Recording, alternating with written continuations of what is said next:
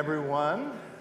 Welcome to the 2019-2020 Faith and Life Lecture Series as it continues. We're delighted you are all here. Thank you for coming out on a somewhat cold night. Our speaker's from somewhere other than Minnesota, and she was just commenting that she still hasn't warmed up from coming in from the outdoors. Anyway, glad you are here tonight. I always do like to ask at the outset, by the way, I'm Pastor Tim Westermeyer, one of the pastors here at St. Philip the Deacon, which presents these events. I always like to ask, how many people have never been to a Faith and Life event in the past? So maybe about a third, about of you. So a special welcome to each of you. We're really glad you're here. This is the 17th season of these events. Those of you who are familiar with them will know that 5 times a year we have the great privilege of welcoming people from around the country and indeed from around the world who are authors and journalists. We've had lawyers, we've had doctors, we've had executives, we've had business leaders and nonprofit leaders come and discuss their own sense of how faith is connected to whatever it is that they do. We have had very few, three professional athletes that I can remember. I don't know if we've ever had an outdoor adventurer, though, which is what we're thrilled to present for you tonight. Our speaker tonight is an adventurer. She's a hiker. She was the National Geographic Person of the Year, or one of the National Geographic People of the Year in 2012. Is that right? You're shrugging. I assume you know. Before children. Wait, okay. And you can read more about her in the program. I always, if you've been to these in the past, I always do, though, like to say at least 1 or 2 things that are not in a formal biography about our speakers. So there are 2 things I will lift up for you tonight that you likely do not know about our speaker. The first is that she will be appearing in a new IMAX movie that's coming out actually in a couple of weeks called Into America's Wild. So, Trisha is familiar with that movie. So look for that, and interesting, as part of that movie, I guess Morgan Freeman is the narrator, and at one point he speaks her name. So she feels like she's had the voice of God say her name. That's one thing. The other thing is, and she will likely discuss this, and if you're familiar with her book, Becoming Odyssa, you will know that through hikers have trail names. Odyssa is her trail name. She and her husband, Brew, have 2 young children, a 7-year-old daughter and a 3-year-old son, each of whom have their own trail names already. So the 7-year-old daughter's trail name is Hold Me, and the 3-year-old son's is Get Down. We are delighted to welcome tonight Jennifer Pharr Davis. Will you join me in welcoming her?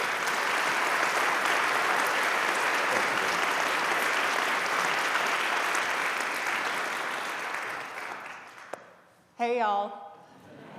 Thanks for coming out tonight. I am really excited to be here. I am, in fact, still cold, but hopefully I'll warm up throughout the evening. I do feel very adventurous coming to Minnesota in February.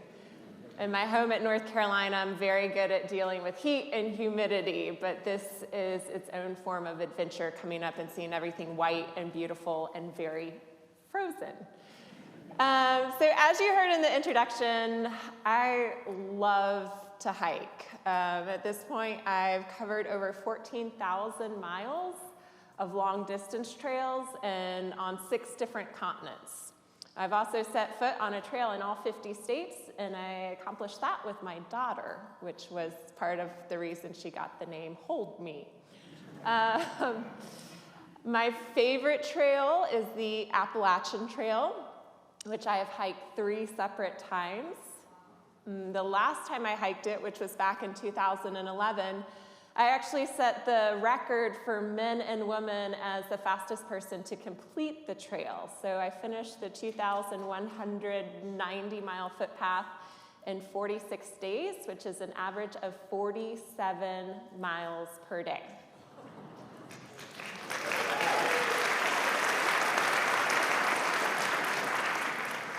That gets some attention, but it was not my hardest adventure. I've also backpacked over 700 miles in my second and third trimesters of pregnancy, and I walked 1,200 miles across the state of North Carolina while I was still nursing my son as an infant. Those were harder.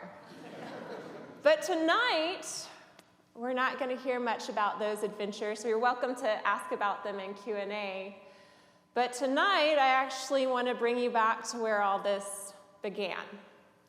Because honestly, I didn't grow up hiking or backpacking like most kids. I was just really busy with school and sports and extracurriculars.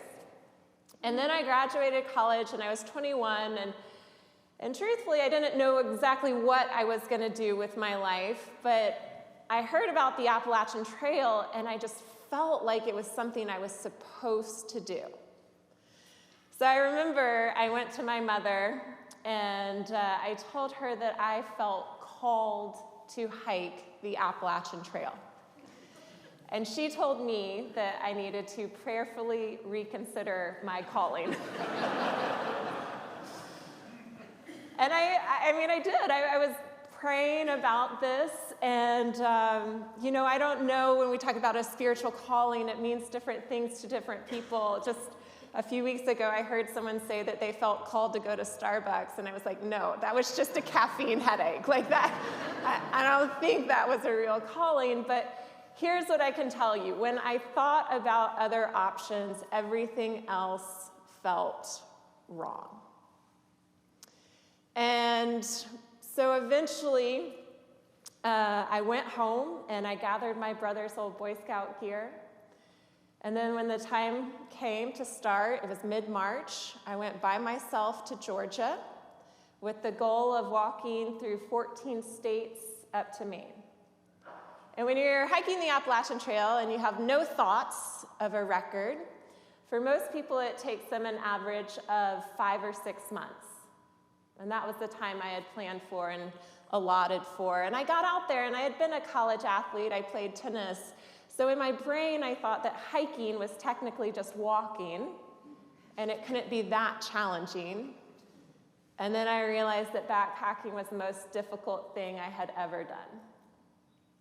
It was relentless, right? Every sports event I had done up until that point had taken place maybe a few hours, maybe in a weekend if it's a tournament, but it always ended the same way. It ended with a shower, first of all.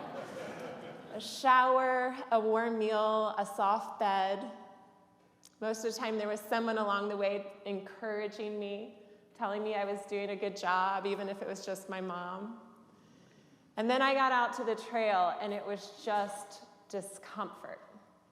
You know, it was going up and down mountains all day, every day, in all types of weather, with everything I needed in a pack on my back. I very quickly had blisters on my feet and aching shoulders. And one of my first realizations out there is you never really know how much it rains until you live outside, right? Like, at least on the East Coast, it rained a lot. At some point, 12 of my first 14 days, it rained.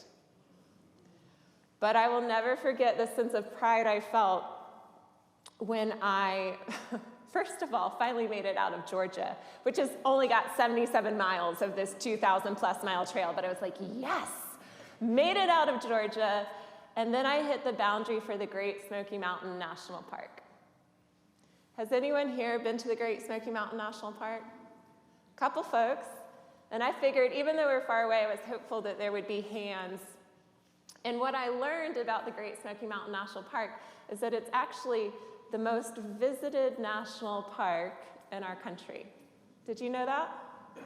I grew up in the Southeast, and I didn't realize that until I got there. But then I heard this and thought, oh my gosh, I've never been here. There's got to be something incredible to see, especially if all these folks are coming. So what I hoped for was to get there and have incredible views. And now it's April, right? Already April. So I hoped I could see wildflowers. I kind of wanted to see wildlife, like at a safe distance. And instead, for 4 days while I hiked through the park, I never had a single view. Turns out mid-April was too early for wildflowers on those high mountain ridges. And the only animals I saw were a couple of squirrels and a couple of grouse. That when you stir up a grouse on a mountain ridge, it is terrifying, right? It sounds like a helicopter propeller going off. And that was it. It did not live up to my expectations. It turns out there's a reason those mountains are called Smoky, right? Foggy, cloudy, rainy, misty. And my last night in the park, the last thing I wanted to do was set up my cold, wet tent with my numb fingers. So I got to this other place where I could stop. And along the Appalachian Trail, you have options. You can tent, or about every 7 or 8 miles, they have these like rustic, 3-sided wooden lean-tos. Not fancy, do not think glamping, right? These are usually filled with other hikers. They can be filled with mice, but at least they'll give you a roof in bad weather. So I got to the shelter, and I rolled out my foam pad and curled into my sleeping bag, and I fell asleep listening to the sound of rain fall on the shelter roof. Then the next morning, I woke up, and the first thought in my head was like, oh, yes, I don't hear rain. It must have stopped. But then I looked outside, and what do you think that I saw? Snow, right, snow. And now you're gonna see how Southern I really am, because I saw 8 inches of snow outside and I panicked. Like, I flipped out. I was like, this is not good. This is not okay. I had already eaten almost all the food in my backpack because I was supposed to make it out of the park that day. So all I had left for provisions was half a jar of peanut butter and 1 package of Pop-Tarts. I was already wearing all of my hiking clothes and I was freezing. And the last thing I wanted was to have to get rescued out of the park in a snowstorm, because then I thought, my mother is going to kill me, right? Like, if I make the news, this is not gonna go well. So I was like, I gotta get out of here. And immediately I start to pack up, and I look down where I put my shoes the night before. The laces are covered in ice. There's no way to tie or untie them. So I stop my foot inside, throw on my pack, and then I start hiking down the trail. And one thing I love about the Appalachian Trail is, relative to other paths, it's very, very well marked. The only problem is it's marked the entire 2,000 miles with one symbol, one marker. Yeah, and it's white, right? It is a 2 by 6 inch white rectangle. You can see an image of it up on this screen here. So those are usually very easy to spot until you're in a blizzard. And now I can't see the trail. I'm having a hard time finding blazes. I'm trying to use my maps and my guidebooks to go in the right direction. And most of the time I was in the forest, and that was helpful because in the trees, you're somewhat protected from the wind and the sleet and the snow. But at one point, I left tree cover, and I was on this high exposed ridgeline, and I felt the wind and the sleet and snow hitting my face. You guys know this. It burns, right? It hurts. And so instinctually, here's what I did. I ducked my head, I closed my left eye, and I booked it as fast as I could to get inside the forest. And when I made it there, I lifted my chin, and something was wrong. I couldn't open my eye. It had frozen shut. Okay, seriously, how many of you have you had your eye frozen shut? I want to know in Minnesota, right? Like everyone, like not that big deal. But for me, I didn't know this could happen, and I throw off my mitten, and I stand there, and I pick icicles off of my eyelashes, and I wipe frozen crust from the corners of my eye until I can once again lift my eyelid, regain my sight, and then keep hiking down the mountain. Now, after a very long day, 18 miles, that was 18 trail miles. I have no idea how much ground I covered off trail during this day. But after 18 miles, 13 hours, I finally made it to the park boundary, and there was a road and a hiker hostel, and I was safe. But I will never forget what it felt like to hike through the Smokies in a blizzard with one eye frozen shut. And it wasn't a good feeling. I'm going to tell you that. There was panic and frustration, and I felt lost. And going into this journey, I always thought that one of the biggest mistakes I could make on the trail would be to get lost, right? Something I didn't want to happen. That was a mistake. And at this point, I now have accepted that getting lost is a natural part of any long journey. I've gotten lost at this point a bunch. If you're out there, if you're in the woods for extended periods of time, you will make wrong turns. Getting lost is not the mistake, it's how you respond to it, right? And I think about this in all facets of life. I think about it parenting. I think about it professionally. I also think about it when it comes to my faith, because there have been many times in my faith walk where I have felt lost or confused, and I don't know where the trail is. But I love that I still have blazes. I still have guidebooks. I still have resources. In my faith, it's different. Maybe it's a close friend or a mentor. Maybe it's church. Maybe it's scripture. Maybe it's a good book. Maybe it's a sacrament. But I have resources to help me get back to the path that I want to be on. Another thing I realized through this experience was that busyness is not salvation. I always thought that hard work was the key.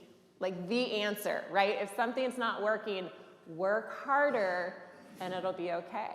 I think it's woven into like our American ethos. But here is the literal manifestation on that, on the trail, in the blizzard. I was giving 100% effort, all of my energy. And if I wasn't on the trail, then all that effort was taking me farther away from where I wanted to go and where I wanted to be. And so often in life, I think it's the busyness that makes us feel purposeful or makes us feel value, but so much of the time, the busyness is taking us farther away from where we actually want to be or from where we really need to go. It took 6.5 weeks for me to make it up to Virginia. But finally now, I'd gotten out of a lot of the cold weather and the storms. Now there were wildflowers along the trail. And I was getting used to this whole backpacking thing. That was helpful, right? Learned how to treat my blisters, learned how to work my camp stove. And in Virginia, while I was getting comfortable with the backpacking and with my environment, one thing I really enjoyed is just immersing myself in the community aspect of the Appalachian Trail. And that's one thing, again, comparing this path to all the other trails that I've hiked, the community is so unique and such an important part of the Appalachian Trail experience. And you never know who you're going to find out there. You never know who you're going to meet around the next turn. And again, that's one thing my mom hated, that idea of never knowing who you would meet. But it became so exciting to me to on any given day not know who I would get to encounter. And one thing that's fun about the trails, there's so much diversity out there, all different ages, backgrounds, and beliefs. I mean, most people using the trail are out there for day hikes or a weekend trip or a picnic, and that's great. That's exactly what the trail was built for. It was never created to be hiked all at once. But then you meet the folks trying to do the whole thing, and anyone in here want to guess the youngest hiker to complete the entire trail? 6. There have been 3 5-year-olds. 3 5-year-olds to walk the entire trail with their families. There have also been, I don't know how to qualify this, maybe it's just got an asterisk by it, but there's been a 2-year-old and a 1-year-old who were carried the entire way by their parents and kid carriers. Can you imagine that? Like the Appalachian Trail and diapers, right? That is a lot. That is a lot. And I made a friend in here earlier who said he was not a hiker, he was older. And I told him it wasn't too late, and I meant it wherever you are. There have been a couple 80-year-olds to hike the entire trail. There have been multiple legally blind individuals to do it with their seeing eye dogs. And a few years ago, there was a woman with a prosthetic leg who made it the entire way. And I love that. But don't let their examples make you think that it's easy. It's not. And in general, only about 20 or 25% of the folks who start will make it all the way to the end. And although you see all different folks out there, there are two main age groups. And although hiking and backpacking the Appalachian Trail is very affordable, I will always consider it a luxury because it's difficult.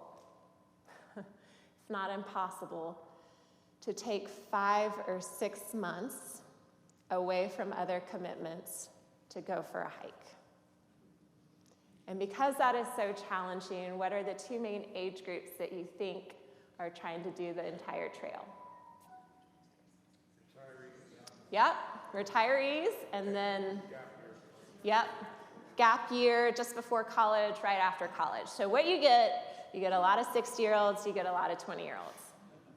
And it's awesome. It really is awesome. Like, there is such an exchange of energy and wisdom. And I feel like I learned more in 5 months of hiking the Appalachian Trail than I did in 4 years at a university setting for many reasons, but one of the top reasons is I spent a lot of my time and a lot of my miles walking with folks in their 60s and in their 70s. And they had a lifetime's worth of experience and wisdom. And then on the trail, they had just time. And I had time. And so they would share their stories. And once, it's funny, one of my friends, I don't think he was Catholic, but one of my hiker friends compared the trail to a Catholic confessional. Because it is amazing, like, what people will share with you on the trail and, like, how quickly they open up to you on the trail. But I have on numerous occasions heard folks' biggest regrets in life and what they're most proud of. And that is a gift, and it's an education in itself. And just for the record, 90% of the time when people share their biggest regret with me, it's been the same thing. And it's not, I wish I had done something different with my career. It's not, I wish I had hiked this trail 30 years earlier. It's almost always, I wish I had spent more time with my family. In fact, the last time I heard it, it was a year and a half ago, but I was backpacking this trail in Alabama, and I met this 80-year-old out there who was the kindest guy, but he was telling me about how he had wished he had spent more time with his sons growing up, when they were growing up, and he quoted a Mark Twain quote that I've never looked up because the way he said it is how I always want to remember it, but he said, "You can pretend to care, but you can't pretend to be there." And that was so powerful for me to hear, just even as a working mom of 2 young kids. It was very centering. But there was one time, so a lot of positive community aspects, but there was one time in Virginia where I was walking down the trail, and I met this other hiker who was a young man around my age, just graduated from college. And so we walked and we talked, and then we had this really interesting conversation. And then at the end of the day, I was ready. I wanted to go off on my own once again. So I tried all the normal parting methods, which are like, it's been nice, you know, see you down the trail, yada, yada. But nothing seemed to work. And it became clear that this guy really wanted to hike with me. And he seemed like a nice enough fellow, so, you know, I didn't want to hurt his feelings. I didn't want to be rude. I decided I would just give him some hints or clues about how I felt. So I remember I turned to this other hiker and I said, "Gosh, you know what? I really like hiking by myself." Right? And he turned to me and he goes, yeah, me too. Like, isn't this convenient? We can hike by ourselves together. And I was like, nope, that is not where I was going. And a little while later, I decided to try again. And this time, I said something along the lines of, gee, I am so glad that I don't have a hiking partner. And then he turned to me, and what do you think he said? Me too. And he kept following me, and he kept following me for 6 days. Yeah. And just to be clear, I never felt threatened. I never felt unsafe. Physically, I think I could have taken this guy. But emotionally, like, it was parasitic. And I was frustrated, and I was fed up, and I thought I had tried everything because I went really fast, but he kept up. So then I pumped the brakes, was very slow, and all of a sudden he became super patient. At one point, I mean, this might be TMI, but at one point I told him it was my time of the month. It wasn't. And that I just needed some space. And he told me that he had a sister he understood and he wanted to be there for me, okay? Right. Okay.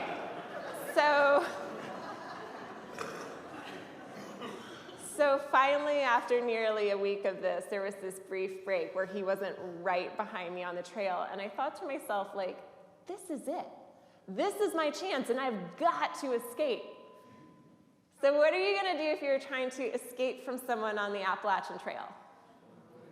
Run and hide. That is what came into my mind in that moment. And so I sprint off trail, downhill, with my 35-pound pack on my back. And then I get on all fours and I army crawl underneath a rhododendron tree, which is like a big green shrub, right? So now here I am underneath a bush, belly down in the dirt, looking up at the trail and just praying that this guy is going to pass without seeing me. And then all of a sudden I realize, this is the most pathetic I have ever felt in my entire life. Like, I'm under a shrub, like in the dirt, in the middle of the forest, trying to avoid the only guy within miles. And why? The thing was, I know, I am confident that if I had turned to him at any point and said, I don't want to hike with you anymore, he would have left me alone. But when I was 21, I didn't have the courage, I didn't have the communication skills, and I grew up in this Southern culture, which feels a little Midwestern to me because it's all about being very nice, right? And not hurting people's feelings. I think the difference between Southern and Midwestern is that y'all are genuinely nice and not like passive-aggressively nice or behind your back nice. But yeah, I was so focused on not hurting his feelings that I hadn't found a way to communicate my needs or to create the space that I needed. And although the rhododendron tree did work in a pinch, I vowed to myself that I would stop hiding. I never wanted to feel that way again. You know, I didn't want to hide from hard conversations. I didn't want to hide from difficult people. I didn't want to hide from how I really felt. And another thing I didn't want to hide from was my faith. And it's interesting, I was pretty nervous going into the trail experience as a Christian because there's a lot of different belief systems out there. It's a pretty progressive environment, and I just didn't know how I would be viewed. And so a lot of times I was nervous to talk about my faith or my belief or my Christianity. And what I learned along the way is that to really witness and to feel comfortable in your own skin, it's important to just authentically be yourself and tell your story, right? And I wasn't out there to tell people that I had all the right answers, because I don't. And I wasn't out there to tell other people what they should do. But my faith is really important to me. It is the most important thing in my life. And it has been for a long time. So if people ask me a question and faith is a part of that, I want to answer genuinely. And I also want to share my insecurities and my doubts and my struggles and my joys and my gratitude. I wanted my faith to be a part of who I was, regardless of who I was around or what environment I was in. And what I loved about the trail, when I embraced that, when I stopped hiding from that, I created so many close friends with people who were completely different from me, and they knew me for me, and they knew who I was. And that was so powerful. And I needed those friends,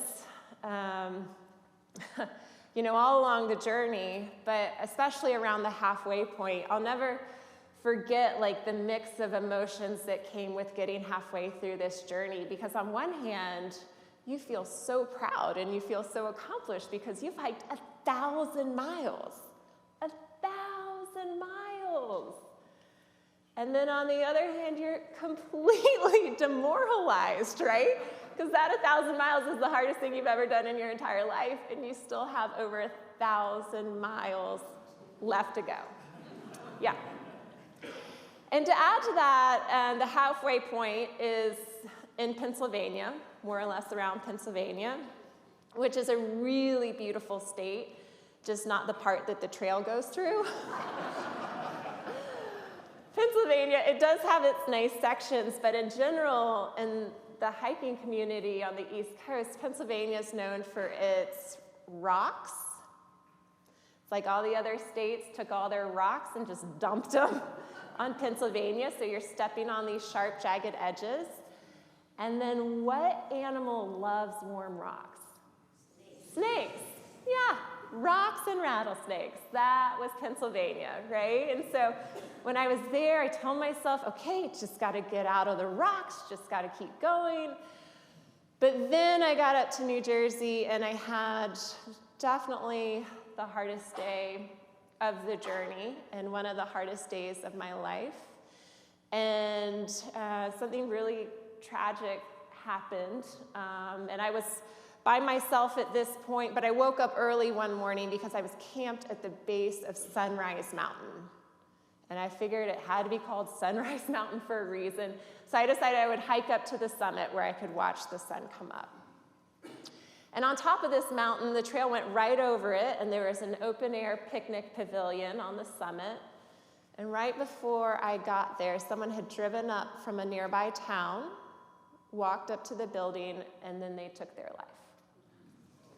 So I was the first person to come across the scene, and I didn't know if it was a murder or a suicide or if someone was around who was going to hurt me. I just remember feeling like my stomach dropped out of my body, and it's amazing because I'm sure I just saw the scene for a second or two, but I will always remember in exact detail what it looked like. And I turned and I ran back down the trail to some point where I could stop and take out my cell phone, which this was 15 years ago, but I did have a cell phone. My mom made me carry one of those brick Nokias, and it had horrible service, and the calls kept dropping. But finally, I talked to the police, and eventually they came out and met me on the trail. And when they got there, they sat down and asked me questions for 10 to 15 minutes, and then the cop closed his notebook, and he turned to me and he goes, "All right, you can keep hiking now." So I was 21 years old, and I was 1,000 miles away from my family, and I had had my first face-to-face encounter with a violent death, and I was traumatized. And I was not processing choices or thinking through options, and the police officer told me I could keep hiking, so I stood up, and I put on my pack, and I started walking down the trail. And I'm so glad I did. And here's why.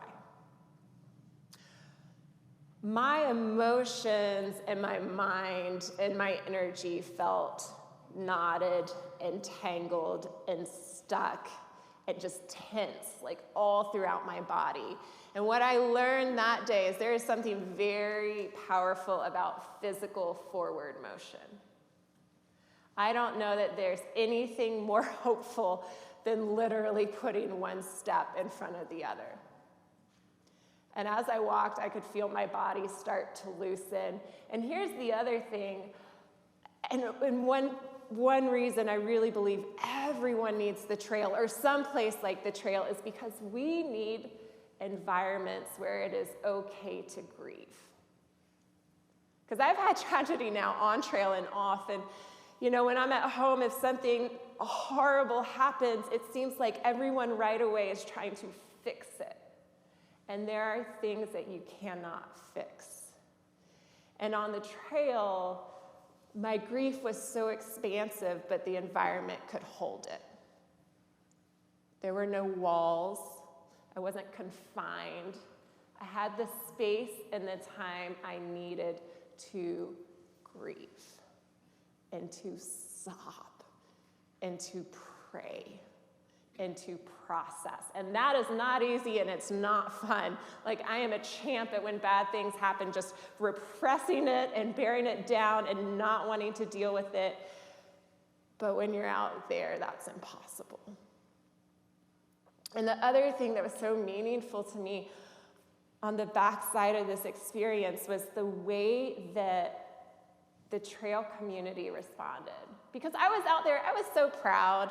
I was prideful. I was 21, but I was so proud just being this solo female hiker and feeling I was out there on my own, doing it by myself.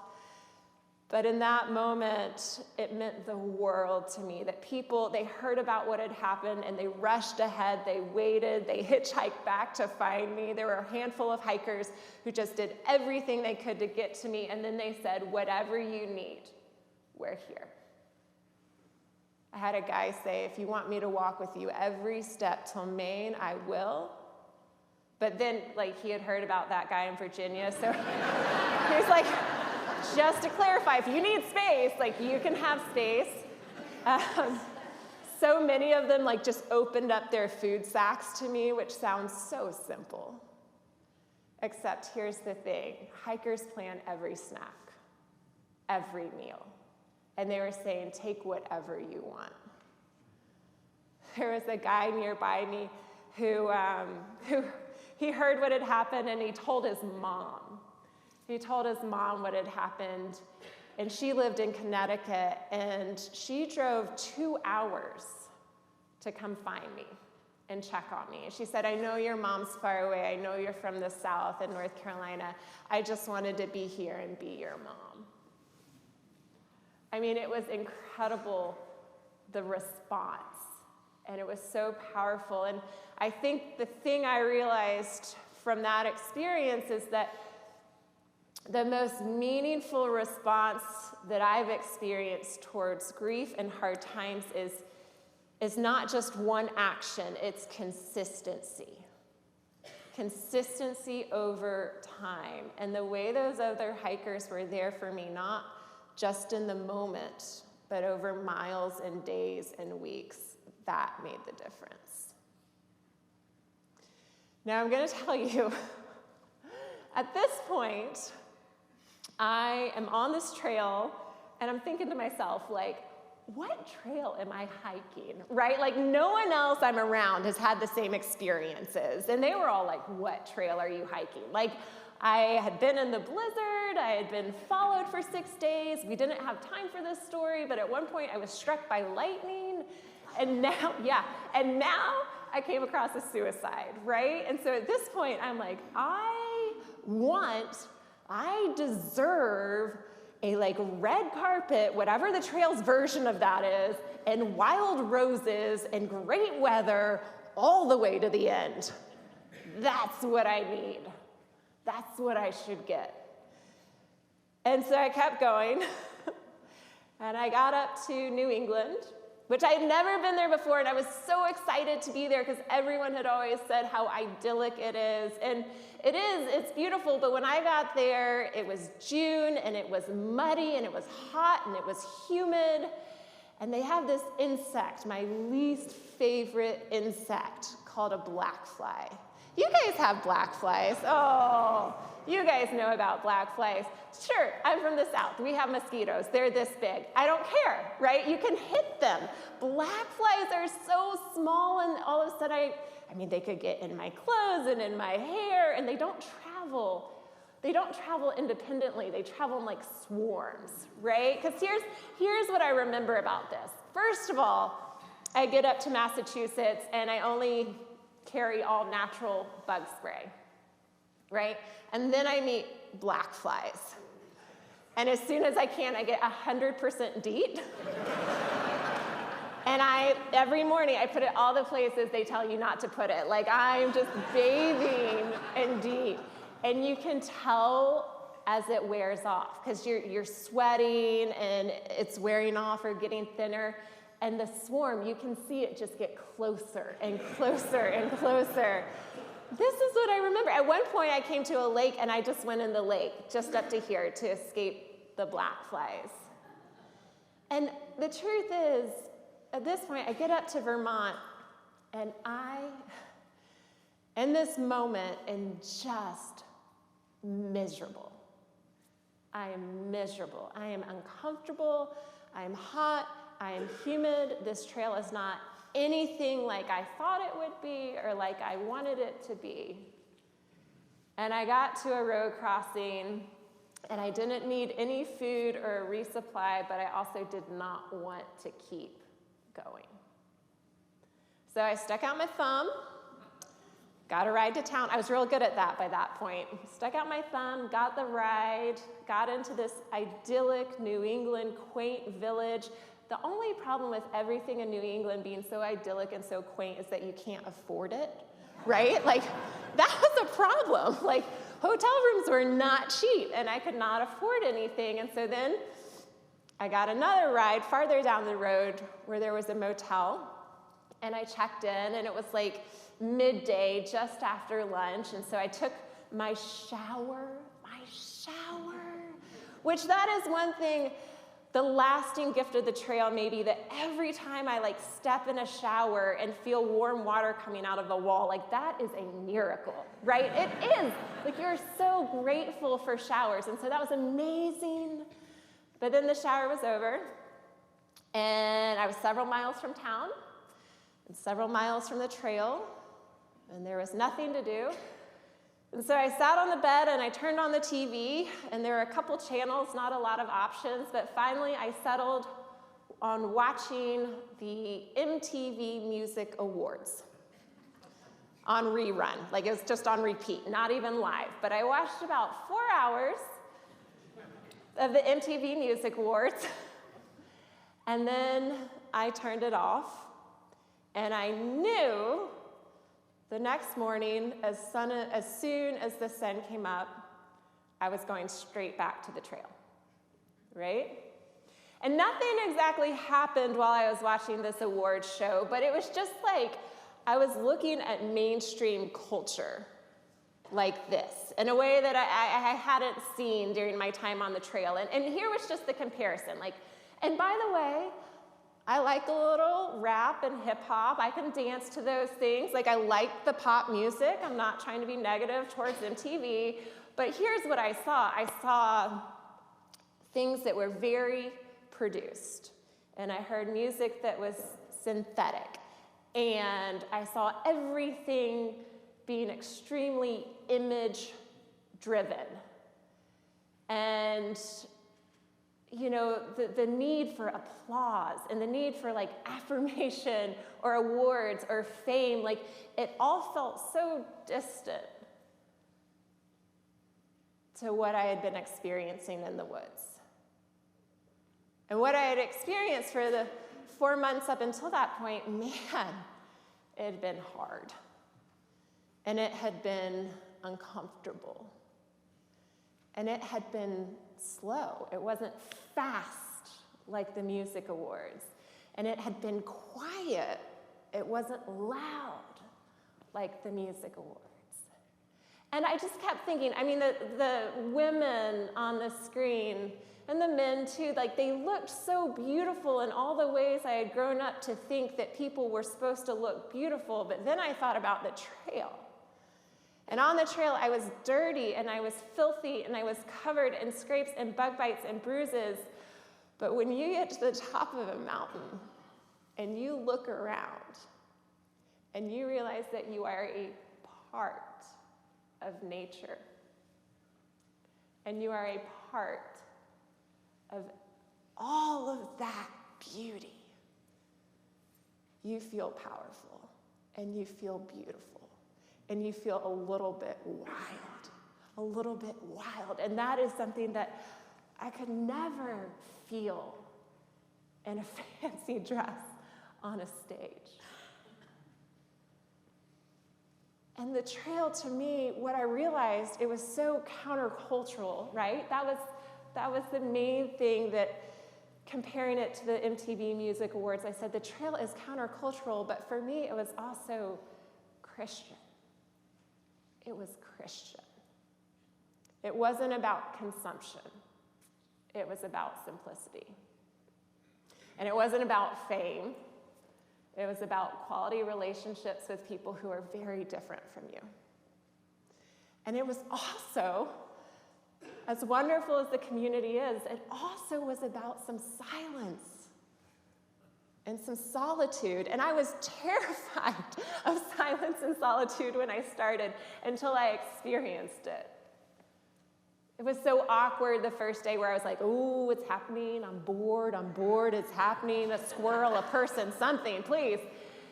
And then I realized it was awkward because it was the first time in my life where there was no pressure to react or respond or produce. And I could just be, and I could listen, and there was no one to talk to but God. And that was incredible. So when I got to the end of the trail, it took just about 5 months, I was a completely different person. And I liked the woman at the end a whole lot better than the girl who had started. The only problem was I had also told my parents and my friends that I was going on this journey to figure out my life. And in a way I did, right? But in the way that they were expecting, where I had like 3 to 4 potential careers or job options to consider, I got off the trail, and in my mind, there were now 100 different options. Because I realized I had abilities that I didn't know existed. I had been exposed to so many interesting people who did different things, and now there were just options. There were options beforehand that I had never considered. So I couldn't tell you what I wanted to do, but here's what I could tell you at the end of the trail. I wanted to do more. I wasn't sure what that looked like, but I wanted to do more with my life. And then pretty quickly I realized one thing I wanted to do more of. And what do you think that was? Hike, right. So I did some more of that, and I want to take a minute and share with you some of my favorite pictures from different trails all over the world, and I'll try to tell you where they were taken.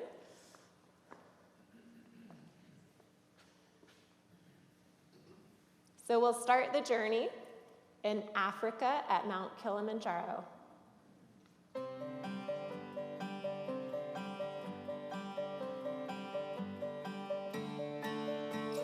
Rise and fall like the tide. My hand moves with your chest. Steady now, moon will pull a slow and even breath. This is in Australia. That's dark, but there's a 4-foot lizard on that tree. The storm rolls in, I see it in your eyes. Thunder strikes, but I will be a place for you to hide. This is in South America, in Peru.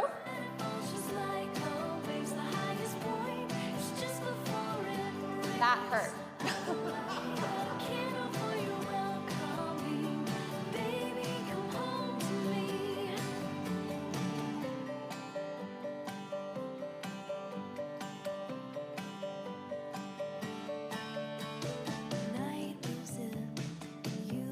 This is on the Inca Trail to Machu Picchu.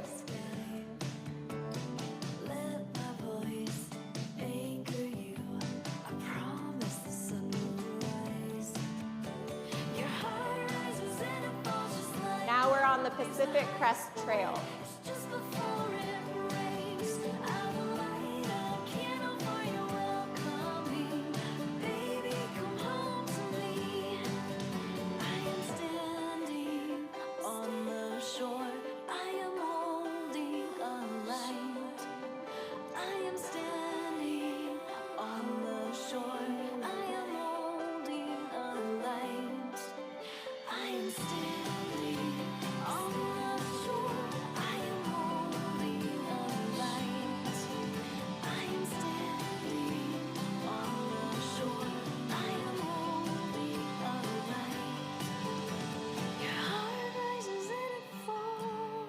All the rest of the pictures are from Europe. Just before it breaks, I will light a candle.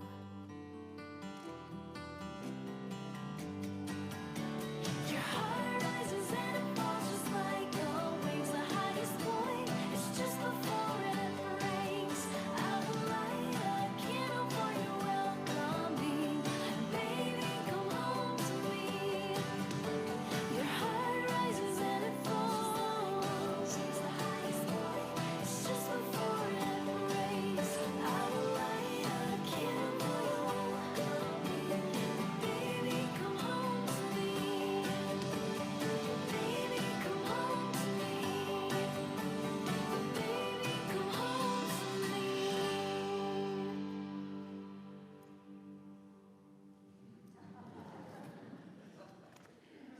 Okay, so hopefully you guys enjoyed those photos and maybe they make you want to go hiking.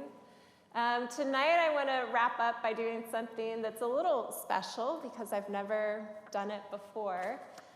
Usually when I go and talk, and very rarely, by the way, is it in a faith setting, but usually when I go different places, they like to hear about different stories. They want to hear about the record, right? That's the sexy story. And how it relates to life and or business, and that's all good. But this first journey I've been reflecting a lot on, partly because this year marks 15 years from my first hike on the Appalachian Trail that I shared with you tonight. And the book that chronicles that journey is now 10 years old, and we're doing a re-release for it, which that, in a way, has been awkward, because of all the times in your life you want to revisit, 21 is not necessarily what you want to go back and celebrate, right? But as we re-release the book in the 10-year anniversary edition, I also had the opportunity to write a new first chapter and reflect on what it's meant for me, this journey. And I'm not going to share the whole first chapter, we don't have time, but I do have a few paragraphs that I wanted to end with tonight. So this is new, it's not a book yet, it's printout paper, and you're some of the first folks to get to hear it. Hiking has been one of the biggest gifts and catalyst of change in my life. It taught me to approach the wide, well-trodden path with a critical eye and always look for alternative routes and options.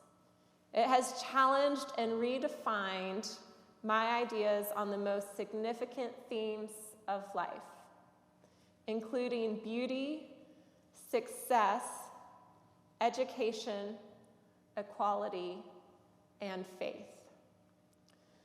Contrary to the poetic waxing of romantics and transcendentalists, the lessons of nature are not always kind. And there is something strangely comforting in their harsh realities. Nature offers constant cycles of breakdown and rebuilding. And by observing the plants and animals, I have learned that balanced is seasonal as opposed to constant, and success is cyclical as opposed to vertical. My closest friends on the Appalachian Trail were completely different from me. I was surrounded by a variety of ages, backgrounds, and beliefs, and these relationships helped to break down stereotypes and judgments that were woven inside of me but never before recognized. And they also helped me strengthen some of my convictions and core beliefs. I was a Christian when I started the trail. I was a Christian when I finished the trail. The difference is that in the beginning, I thought I was going to be a voice in the wilderness. At the end, I knew that I just needed to shut up and listen. The voice was already there. You can hear it through the experiences of other hikers, the simplicity of schedule, the lack of material possessions, the joy of using your body, the meditation of thinking deeply, the peace of not thinking, the feeling of vulnerability. It's a list as long as the trail. In the Christian creation story, it was Adam and Eve who were kicked out of the Garden of Eden, not God. If you want to hear the voice of the divine, then go back to the garden. Hike the trail. Go outside and listen. In doing so, you may feel farther removed from theology and a whole lot closer to God. With each passing year, I am exponentially more grateful that as a naive college grad with limited outdoor experience, I decided to shrug off societal expectations and take a 5-month hike. Because walking the Appalachian Trail didn't just change my life, it revolutionized it. The gift of backpacking is much bigger than learning to navigate the outdoors. The gift is the realization that you can continue to walk freely when you return home. May you all learn to walk freely. Thank you.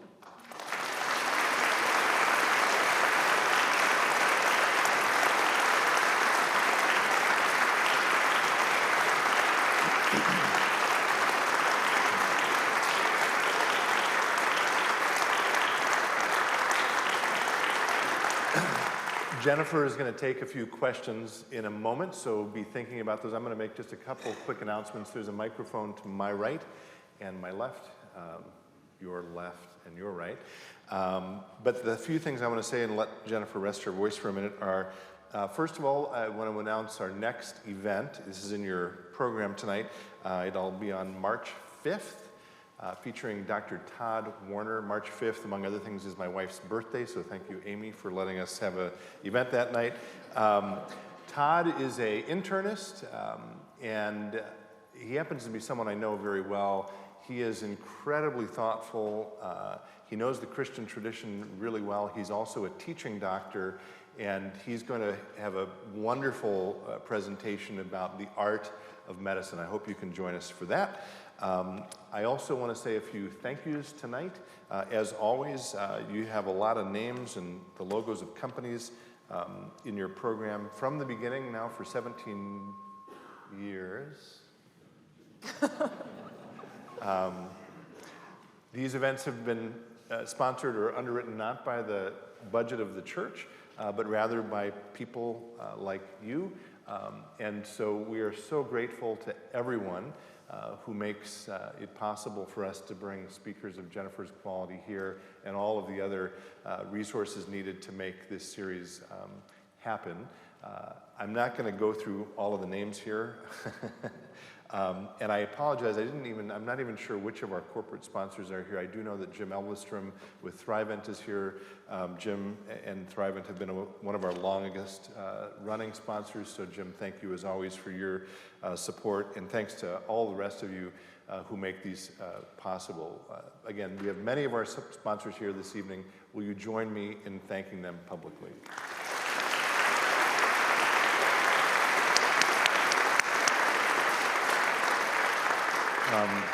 A few other thank yous.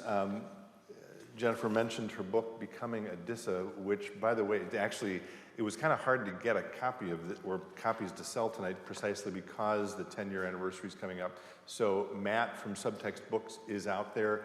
If you'd like to pick a copy up and have her inscribe it, please do that. Thank you, Matt, for being with us. As always, it's great to have your support. Jeff Elstad, as always, thank you for your music. Jeff has been at every event, save maybe one or two over 17 years, playing music before and afterwards. So Jeff, we are grateful for you. And the last thing I will say, one of the questions I get maybe more frequently than any other question about this series is, where do you come up with the ideas? Sometimes that's easy to answer, sometimes it's less easy to answer. Tonight, though, I once again, and I've had to say thank you to her many times now over the years, want to thank Amanda Berger, who's over there, for giving me the suggestion to invite Jennifer. Amanda also happens to be, she's on staff here at church, she happens to be the editor of our quarterly magazine called Inspire. I don't know how well you can see this. If you can see it at all, you'll notice it's sort of a Christmas theme because it came out, this issue came out back in late November, early December, but I mention it because there is in this issue a Q&A interview with Jennifer, and there are still copies of this available. So if you'd like to do a little more reading about Jennifer and her work, you can pick a copy of this up at our welcome counter on the west side of the church. Okay, I'm going to be quiet now and give you a chance to ask some questions if you have any. So again, the mic is there and there. Have at it. I'm cold again. You're cold again? Yeah. Like when I was talking, I was like on the trail and I was good, and then I stopped and I was back in Minnesota and I was like, I'm cold. It's chilly here. Hi, Jennifer. Lively microphone. I don't believe you used the word pilgrim or pilgrimage in your entire presentation. And I'm just wondering how your travels, are you a pilgrim or are you just a traveler on a journey? How does the pilgrimage, the meaning of a pilgrimage, differ from a tourist, for example? I think that's a good question. I think it's partly semantics, though. I think a traveler can certainly have a deeply religious or spiritual journey. So in that sense, I feel like, I do consider myself a pilgrim. But I think anyone who's willing to take a long journey of self-discovery and step outside modern pressures and modern culture and to commune with God and or nature and or simplicity and or others. There's a richness that comes with any journey like that. So can you take a pilgrimage to Graceland, for example? So you take a pilgrimage to Graceland? To worship That's a good Elvis. question. Oh my gosh, there might be some quota of like so many McDonald's negates a pilgrimage. I don't know. It's a good question. I think it's personal, and I have done, for example, the Camino de Santiago, which is known as a pilgrimage. And I will say there is something extra about that trail, and that's a fun, hip word if you don't know that. It's extra, but here's what's extra about it. You feel the energy of 1,000 years of spiritual seekers on that path. It's not a very difficult trail, but still there's this spiritual energy that feels like a moving sidewalk is pulling you towards the divine, because people have blazed it. People have sought God on that trail for so long. And the symbolism of that trail is really beautiful because it's not just a linear path. There's many different roads and paths that lead to Santiago, the sacred city these pilgrims are seeking. And the symbol is a shell. I forget what the type of shell is called. Can anyone remind me? It's the type with many different lines all ending in the same place. And some are short and some are long. And the idea is that we all take different journeys, but pilgrims, I would say, are the ones that are seeking a path towards the divine. Thank you. You're welcome. Over here, yes. Hi, Jen. My name is Stephanie, and I just have two questions just to get to know you better. One is, I think I heard you say you have hiked in all 50 states? Yes. And so I'd love to hear if you had a favorite one in Minnesota, Yeah. which one that is. And then secondly, I was fortunate enough in college to work out in Glacier National Park and spent 2 months there and did a lot of hiking there. Just wondering, I saw some pictures. I'm wondering if you were able to hike in Glacier Park, and if so, one of your favorite hikes that you took in Glacier. Cool. Those are great questions. We've been through Minnesota a couple times, always in the summer. And our favorite hikes here locally, I mean, when we've come through, we've almost always had children, so Minnehaha Falls and around that area has always been really fun. And then we ate the burgers at the Blue Door that you put the cheese inside the burger and the cheese curds. Those are awesome. But then we've also hiked different parts of the Superior Trail, just as day hikes, and that's a trail that both my husband and I would really like to hike in completion at some point. Not when there's black flies, not when it's cold. So September, August, around that time. Your question about Glacier is a good one because I've been to a lot of different national parks, and Glacier is one I have not been to. But part of the story is I, for years, have been working on the Continental Divide Trail. So when you get into this very niche world of long trails and long distance hiking, there's 3 big daddies that you put them together, and we call it the Triple Crown. And it's the Appalachian Trail, the Pacific Crest Trail, which goes from Mexico to Canada through California, Oregon, and Washington, and then the Continental Divide Trail, which travels from Mexico to Canada through the Rockies. And even though I got to tell you about this awesome 5-month hike, the truth is I haven't had 5 months in a very long time. So most years I backpack 2 weeks a year, and I was working on this trail, and I've done about 1,500 miles of the Continental Divide Trail, and my goal was to always hike it through Glacier. It goes right through Glacier, and I wanted to see it on foot. But then after becoming a mom, I spent 2 years out there hiking my 2 weeks, and I just remember being in the Wind River Range in Wyoming, and it's one of the most gorgeous places I've ever been in my entire life, and I was crying because I miss my daughter so much. And I realized I was doing that trail partly because I really wanted to, but I had really wanted to do it before becoming a mom, and since then my priorities had changed, and I didn't want the desire to complete this trail to A, make me not enjoy it as much as I could, and B, take me farther away from my family. So what I decided is that I would work on trails closer to home. So that's what I've been doing. So Glacier is actually, I mean, I know everyone was sad that I haven't been there, but in my mind, it's so exciting because it's sort of this sacred, I've been to all these places and I haven't been to Glacier, and I get to look forward to it, and someday I'll go and it's gonna be more special because of the wait. Yeah. But if you have trails to recommend for me, I'll take them. Absolutely. Thank you very much. You're welcome.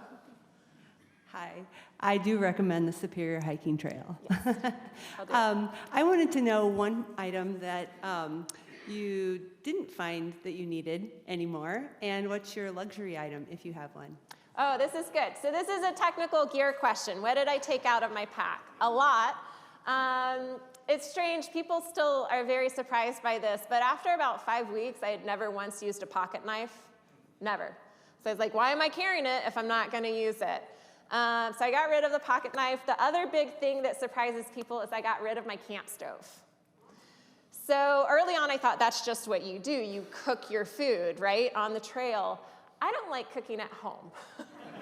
turns out I don't like it on the trail, and I really don't like doing dishes on the trail. And for me, I was hungrier in the morning or throughout the day, and just waiting at the end of the day to do a big meal when I was exhausted, and all I wanted to do was crawl into my sleeping bag. It just wasn't working out. And so I shipped home my stove and my camp fuel, and I still, to this day, if I'm going by myself, I'll just eat small meals of cold food throughout the day, and that's how I like to hike. Luxury items are usually a book or a journal or a small Bible, or some combination of those things are my luxury items. Yeah. Over here. Yes. So you mentioned that you were terrified of solitude at Yeah. the beginning of your first journey, and I do a fair amount of hiking by myself, but I've never done the overnight experience by myself. So I was just wondering, especially as a 21-year-old woman, how did you make that decision to go alone? And how did you decide that, and why? Especially if solitude was such a terrifying Thing. thought and experience. It's hard to find people to go with you when it's a 5-month hike. I tried to talk a few friends into it, and I thought it was very convincing, but they did not join me. So that was part of it. I did take a short class before I started, and I met a couple there, and we started together. We spent the first 2 nights camping in the same areas, and then the third night was the first night that I was truly on my own. And it was terrifying. Really, like up until that point, I don't know that I had slept alone in a building by myself. And now here I am in the middle of the woods, and I'm frightened, and all the things that you think of, or the news stories, or the horrible things that can happen, and you're like, someone is going to come along, and they are going to murder me, they're going to steal from me, they're going to rape me, all these bad things are going to happen. But then it didn't, and then it started raining, and then it started lightning, and I was like, they're probably not going to do it tonight, right? It'll probably be another night. And so I went to sleep, but that's basically what kept happening in shorter and shorter increments. And the other great thing about hiking and backpacking all day is that you're really tired at the end. So I overcame my fear through exhaustion and inoculation, right? I was tired, I would fall asleep. And then I've now spent over 2 years of my life outdoors. And I am not going to stand up here and tell you that there are not risks to going in the woods, especially by yourself. But the risks, here's what I'm going to tell you, are much lower than we think. We're just not used to them. What we're used to is driving every day in a car 60 or 70 miles per hour. That is far more dangerous statistically than hiking 2 miles per hour on trail or camping by yourself in the middle of the woods. So now that I'm more comfortable with the experience, it doesn't feel as scary, but I get you. And the solitude was scary to me too. And I feel like we hear this all the time, community, community, community. And it's so important, right? And I heard it a lot from church organizations, but I never heard really the importance of solitude. And what I found was that I was a much better part of community when I could also have time to myself. So that was a gift. I hope that helps. But it was not easy in the beginning. It just took doing it. Great. Yes? Why don't we do one last question? And again, Jennifer will be in the narthex and willing to sign books or talk to you following as well. And by the way, don't applaud wildly after she answers this last question, because I'm going to come up and thank her, and then you can applaud wildly, okay? So we got. So you made it to the end of the trail. Uh-huh. Was it everything you thought it would be? When you got there, was there fanfare and people greeting you, or was it just the end of the trail? Oh, no. And does it end in the middle of the city, or is it like on the end of a dirt road? That's a what really is it? great question. I got to the end, which is a very remote part of Maine, and it is the middle of nowhere, and emotionally I was done. At the end of my first hike, I never thought at that point, I knew I was different, I knew it was transformational. I didn't know this was a lifestyle yet. I was ready for the showers and the air conditioning and the refrigerators. I was ready for all those things. And emotionally just worn out. It had taken a lot out of me. But my dad dropped me off when I started in Georgia. And he said, I'll pick you up from the trail, but I'll only pick you up if you make it to Maine. So there he had dropped me off at the first mountain, and when I got there, I was so excited because my dad had driven up, and my brother, I have 2 older brothers, and one of my brothers had come with them. And the family support on this trip was always a little bit wavering. So to have them there at the end, and I had missed them so much, and to see them there, that was sort of, I mean, I climbed the last mountain, but that was my mountaintop. Thank you. Yeah. All right, thank you. Thank you all for being here tonight on a cold Minnesota evening. I'm so glad you chose to come out. I hope you thought it was worth your time. I certainly did. And Jennifer, as we do with all of our speakers, we have a little gift for you. It's a black piece of granite that simply says, with thanks to Jennifer Pharr Davis for bringing faith to life, and we thank you so much for being here tonight. Thank you.